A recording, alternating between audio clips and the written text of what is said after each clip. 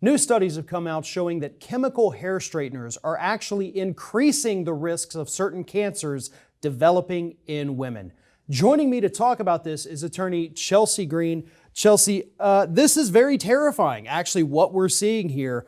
Chemical hair straighteners, all kinds of different chemicals in them, bunch of different manufacturers. Absolutely. But right now, the studies are quite terrifying. So what are these new studies telling us about what these chemical hair straighteners are doing with women? Absolutely. So what these studies are telling us is that chemicals in these hair relaxers and these chemical straighteners are causing reproductive cancers in women, specifically ovarian cancer and uterine cancer, and also looking at studies that relate the causation to breast cancer. Well, it's very interesting here because, again, there's lots of different chemicals in these straighteners and these relaxers. So far, we haven't been able to pinpoint what is causing this increased risk. But when you look at the studies, the risk is obvious. Exactly. So what we are taking a look at are the phthalates in the chemical hair straighteners, as well as the formaldehyde. We are targeting those chemicals, but as you stated already, there's a ton of chemicals in these products that contribute to these cancers. And one of the things we also see from these studies is the racial disparities. Obviously, these are products that black women are using, more so than white women. So the increase in cancer rate is absolutely astronomical. We're talking about a 4%, a little over 4% cancer rate in women using these products regularly. Correct. Versus about a 1% chance for those who never use them. That's a big jump. Correct. Doubling, a little over doubling the percentage of African American women developing a cancer over those who won't necessarily have this exposure to these chemical hair straighteners.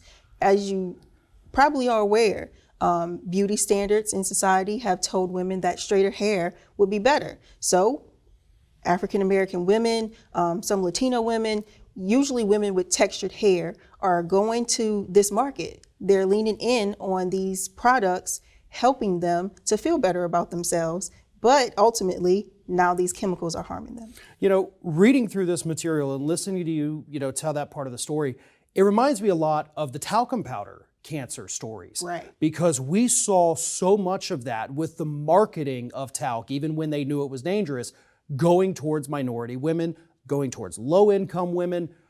There's and obviously this is super new project, right? Correct. So we're still digging into this. Absolutely. But it wouldn't surprise me once we get into this and we see the companies involved and we see the marketing.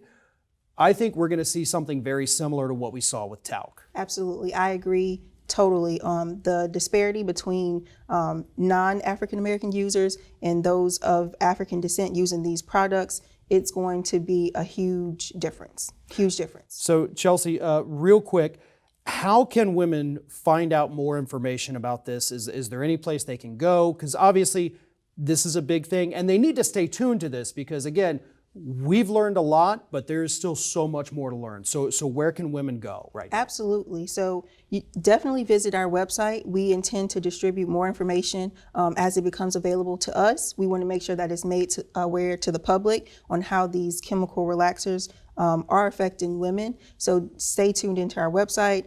If you feel like you've been affected by these cancers or these chemical products, please give us a call because we're here to help. Thank you very much. Chelsie Green, obviously, as we learn more, we're going to bring you back on to help give us updates. But in the meantime, thank you for all the work you do. It was great talking with you. Thank you. Same.